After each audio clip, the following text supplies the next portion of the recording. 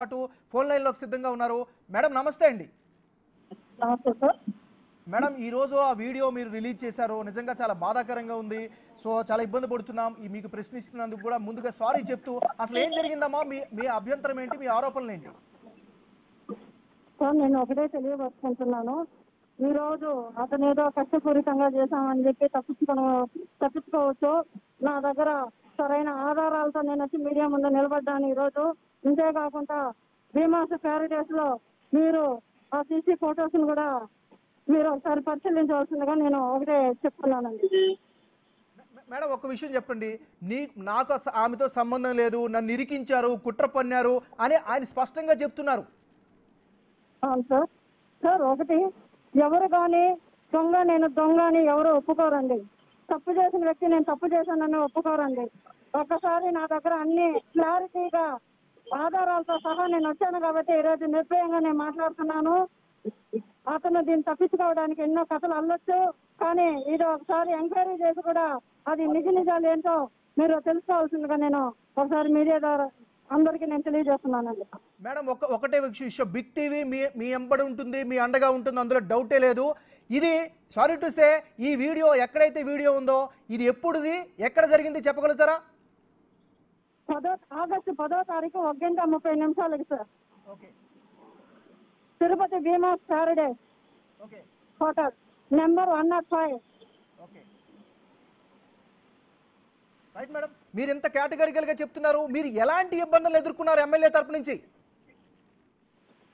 నాకు చాలా black mails వచ్చాయండి. నన్ను ఈ రోజుకి కూడా నేను ఇంటి దారి కొత్తగా రోడ్ల వెంట తిరుగుతూ నేను చెప్పుకోలేక నేను బాధపడుతున్నానండి. అది ఒక చెల్లిగా మీరు అర్థం చేసుకోవాలని నేను చెప్పుకొస్తున్నానండి. ఖచ్చితంగా ఈ రోజు బిగ్ టీవీ కావచ్చు, మేము కావచ్చు, ఖచ్చితంగా ఇందులో వాస్తవాలు ఉంటే బాధితురాలుగా మీ వెంట ఉంటాము. కాబట్టే గత గంట నుంచి మీరు చూసారో లేదో తెలియదు, ఎమ్మెల్యే గారిని కూడా నేరుగా ఫోన్ లైన్లో తీసుకున్నాం, మేము అడిగాం. ఆయన ఒకటే చెప్తున్నారు, కుట్ర పన్నారు, నాకేం తెలియదని చెప్తున్నాడు ఆయన. రైట్ రైట్ చాలా చాలా చాలా ఇంపార్టెంట్ అప్డేట్ బాధితురాలు ఇచ్చింది. ఎక్కడ ఎప్పుడు ఎలా జరిగింది, ఆగస్టు 18వ తారీఖు అంటూ కూడా ఆమె చాలా కేటగిరికల్గా చెప్పింది. సో రూమ్ నెంబర్ 105 అంటూ కూడా చాలా క్లియర్గా చెప్పింది, టైంతో సహా చెప్తుంది. నా దగ్గర సాక్ష్యాధారాలు అన్నీ ఉన్నాయి, ఖచ్చితంగా అందుకే అన్ని సాక్ష్యాధారాలు ఉన్నాయి కాబట్టి ఈరోజు మీడియా ముందుకు వచ్చానని కూడా ఆమె నిర్భయంగా చెప్తున్నారు. ఒక చెల్లిగా నన్ను అర్థం చేసుకోండి, నా బాధను పట్టించుకోండి అంటూ ఆమె చెబుతూ ఫోన్ కట్ చేసినటువంటి పరిస్థితి ఉంది. అంటే బహుశా ఆమె చాలా ఎమోషనల్గా గురయ్యారు. ఎందుకంటే ఖచ్చితంగా అలాంటి సంఘటన జరిగిన ఏ మహిళ అయినా సరే కుమిలిపోతుంది, బాధపడుతుంది. మన ఇంట్లో కూడా మహిళలు ఉంటారు. So we can understand her feeling. But only one thing, తను ఖచ్చితంగా మనం ఇప్పుడు ఎప్రిషియేట్ కూడా చేయాలి. ఎందుకంటే ఇప్పటి వరకు కూడా బాధితులు మౌనంగా ఉండడం వల్లే ఇలాంటి ఘోరాలు నేరాలు పెరిగిపోతూ ఉన్నాయి. సో ఆమె చాలా ధైర్యంగా వచ్చారు, నాకు ఇలాంటి అన్యాయం జరిగిందని ఆమె చెప్పారు. ఒక ఆధారాలను, సాక్ష్యాలను కూడా తీసుకొచ్చారు. ఇక్కడ బిగ్ టీవీ 2 వెర్షన్స్ని కూడా తీసుకుంటుంది. అందుకే ముందుగా ఎమ్మెల్యేని కన్సల్ట్ చేశాం.